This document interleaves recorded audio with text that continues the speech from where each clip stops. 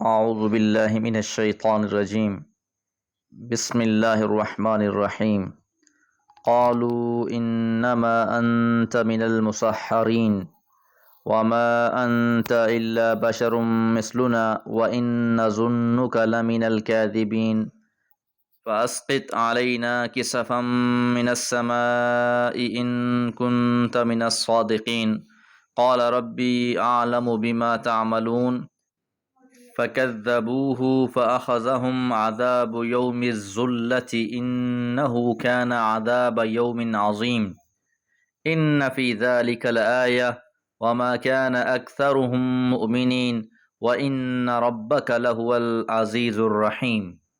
سورہ شعراء آیات 185 سے 191۔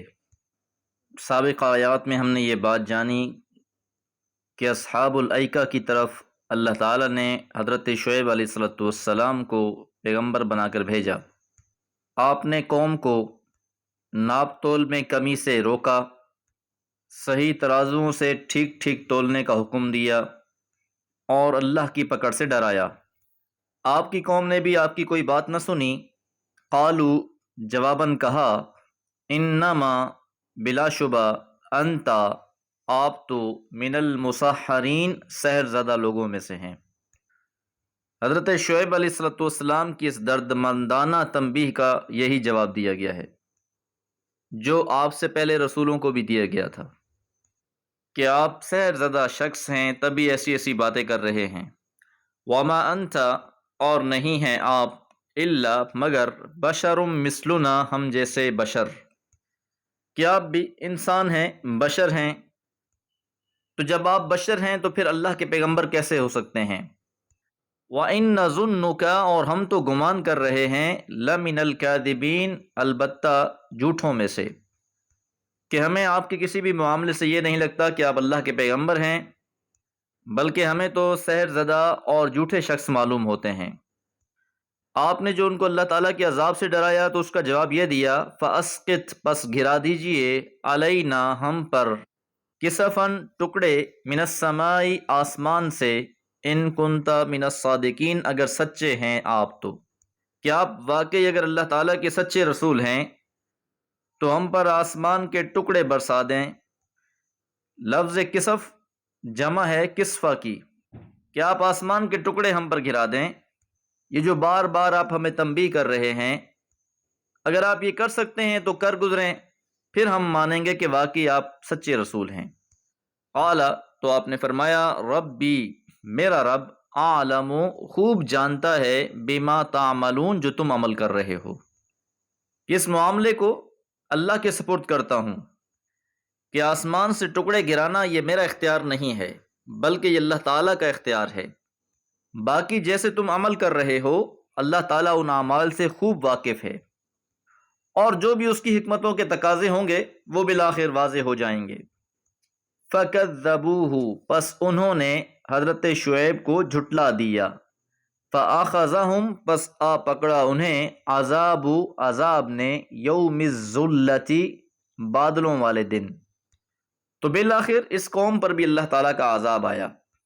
حضرت عبداللہ بن عباس رضی اللہ تعالیٰ عنہ فرماتے ہیں، اصابہم حر شدید، کہ انتہائی شدید گرمی ہوئی۔ فارسل اللہ سبحانہ وتعالی صحابتاً پھر اللہ تعالیٰ نے بادلوں کو بھیجا۔ جب بادل آئے، فہربوا الیہا تو وہ اس کی طرف دوڑے، لیستظلوا بہا تاکہ اس کا سایہ حاصل کر سکیں۔ فلما صاروا تحتہا صیح بہم فہلکوا پس جب وہ سب اس کے نیچے آ گئے، ایک زوردار آواز آئی، فہلکوا پس وہ سب ہلاک ہو گئے۔ تو جس عذاب کا یہ مذاق اڑا رہے تھے، بالآخر اس عذاب کے ذریعے یہ ساری قوم ہلاک کر دی گئی۔ انہ کان عذاب یوم عظیم اور بے شک وہ ایک ہولناک دن کا عذاب تھا۔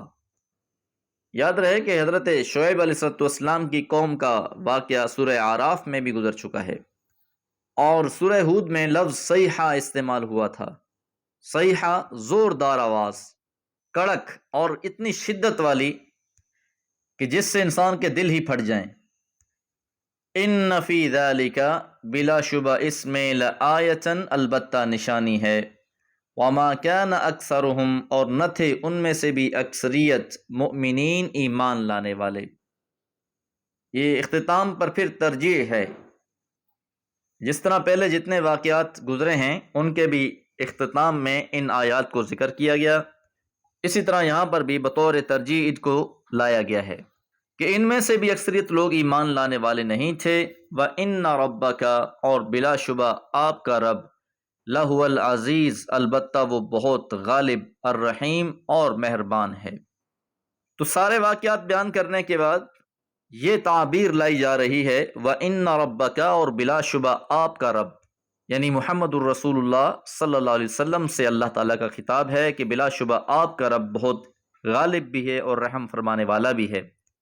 تو ہر قوم کا حال بیان کرنے کے بعد اس میں تنبیہ کی جا رہی ہے اہل مکہ کو بھی کہ اگر یہ بھی آپ کا انکار کریں گے تو آپ کے رب کی پکڑ بہت سخت ہے، وہ بہت غالب ہے، اور اگر یہ آپ کی اطاعت کر لیتے ہیں تو پھر اللہ بہت مہربان ہے۔ دعا ہے اللہ تعالی ہمیں اپنی ساری زندگی اطاعت رسول صلی اللہ علیہ وسلم میں گزارنے کی توفیق عطا فرمائے۔ وما علیہ الا البلاغ۔